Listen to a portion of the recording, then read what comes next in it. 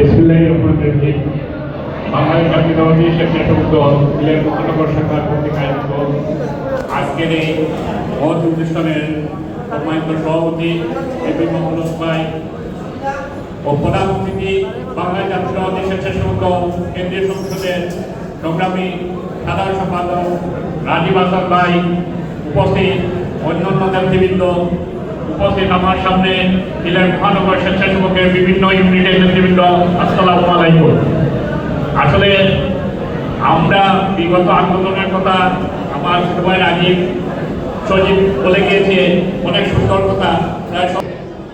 আমরা আসলে বলতে চাই সিলেট মহানগর স্বেচ্ছাসেবক দল মহোপায় আশরাফ খানের নেতৃত্বে আমরা একটি পরিবারে পরিণত হয়েছি।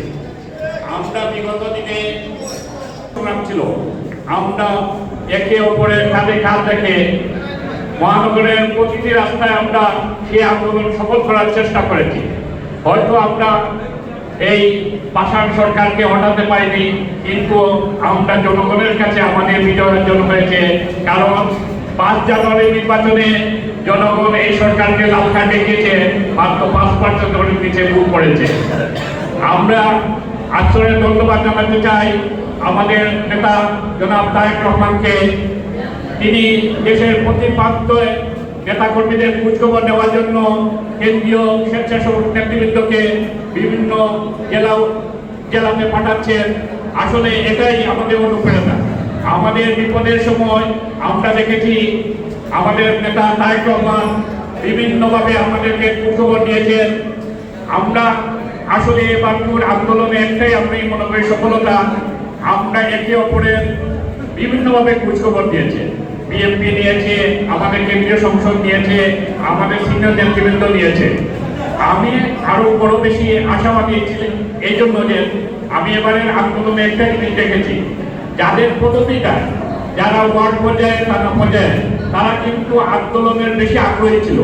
যখন মাহবুব ভাই আশরাফ খান জেলে যায় তখন বিভিন্ন ওয়ার্ডের নেতৃবৃন্দ আমাদেরকে বলতো, ভাই কখন প্রোগ্রাম হবে, বিএনপি কি কোনো প্রোগ্রাম দিয়েছে, স্বেচ্ছাসেবক কি কোনো প্রোগ্রাম দিয়েছে, কালকে হরতালে কোথা থেকে দিন হবে। আমি আসলে সবাইকে ধন্যবাদ জানাই, তারা অনেক কষ্ট করেছে। এই সজীব আগে একটা কথা বলেছে, যারা জেলে ছিল তারা তো একটু ভিতরে গিয়েছে, যারা বাইরে ছিল তারা কিন্তু আরো কষ্টে ছিল। আমি এমনও নেতৃবৃন্দ দেখেছি অনেকের অনেক দিন তাদের রাত্রে শোয়ার মতো কোনো জায়গা ছিল না। তারা 2-3 জন হয়তো মাঠে বসে গল্প করেছে, সারা রাত মশার কামড় খেয়েছে। এরকম আমি বহু নেতৃবৃন্দ দেখেছি। কারণ তাদের অনেক সময় 1-2 মাস হয়ে গেছে, অনেক জায়গায় গিয়ে রতে পারেনি। কারণ এক জায়গায় বেশি দিন থাকলে পুলিশের হয়তো ইনফরমেশন হয়ে যাবে, এই জন্য বিভিন্ন প্রবলেম থাকা সত্ত্বেও তারা আন্দোলন সংগ্রামে কিন্তু ঠিকই অংশগ্রহণ করেছে। তারা পুরো হওয়ার সাথে সাথে আমাদের যেখানে প্রোগ্রাম হবে সেখানে এসে উপস্থিত হয়েছে।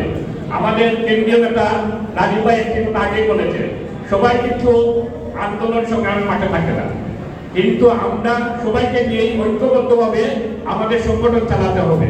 ইনশাআল্লাহ আমরা রাজীব ভাইকে বলতেছি, আমাদের মহানগর স্বেচ্ছাসেবক দল আগে বলেছে একটি পরিবারের পরিণত হয়েছে।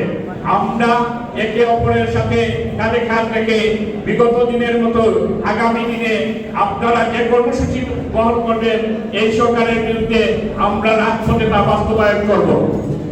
আমি রাজীব ভাইকে একটি অনুরোধ করতে চাই, আমরা দেখেছি আমাদের অনেক নেতৃবৃন্দ বিগত বিভিন্ন কারণে বহিষ্কৃত হয়েছে, কিন্তু বহিষ্কার হওয়ার পরে প্রায় কেউ হয়তো রাজপথে নামেনি।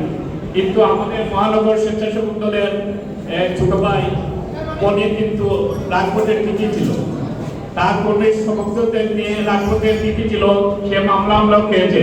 তাই আপনার প্রতি আমার অনুরোধ, আপনার মাধ্যমে জনাব তারেক রহমান সাহেব আমাদের পনিরের সেই বহিষ্কারের জোরটা করে দেবেন। আমি সেটাই আশাবাদ থাকি।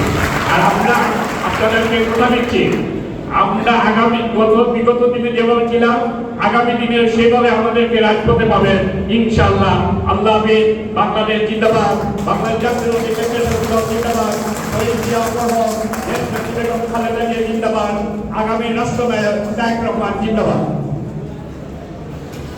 ধন্যবাদ।